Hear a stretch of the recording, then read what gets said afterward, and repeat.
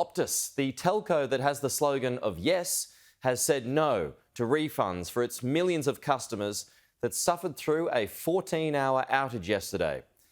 As many as 10 million customers were left without phone or internet access for most of Wednesday, bringing utilities and many small businesses to a standstill.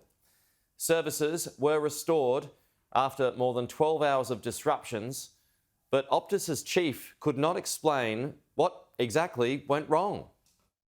Until we've done a full, thorough root cause analysis, we really can't provide more information. What I can say is that it was a technical network issue and that our teams have worked very, very hard to get services restored as quickly as they possibly could. The telco chief says it will not refund customers for one of the worst outages in Australian history. Instead, Ms. Rosmarin said Optus will reward the patience and loyalty of those who don't desert the company in disappointment. Today, our entire focus has been on restoring services as quickly as possible, but we'll now start thinking about ways in which we can thank our customers for their patience as we work through the outage today and rewarding them for their loyalty to Optus. According to market research company Roy Morgan, even before yesterday's outage, Optus was one of Australia's least trusted brands. And tech experts have heavily criticised the way Optus handled yesterday's service outage. They're accusing the telco of poor communication and say compensation should be provided.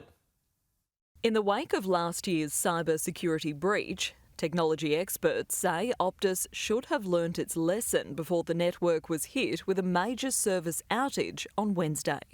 It could have been handled a lot better. They absolutely missed the mark here. They needed to come out early, they needed to be sorry, they needed to talk openly to the public and not hide for 7 or 8 hours like they did. Many customers were left frustrated at the lack of communication, making the decision to switch providers. We've already seen people queuing up for other SIM cards. I heard from more people today who were talking about leaving Optus than I did actually during the data breach. Tech Guide editor Stephen Fennick says while the data breach last year caused concern, the impact from this outage was far greater. We're seeing that businesses have lost tens of thousands, if not millions of dollars across the country. There are now calls for compensation, particularly for the many businesses who were forced to turn away customers.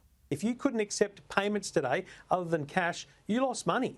So Optus needs to have some responsibility in that. But for the average user, I don't see you getting much more than, a small discount on your monthly bill or perhaps a free data weekend or something like that. Christy Lloyd, Sky News.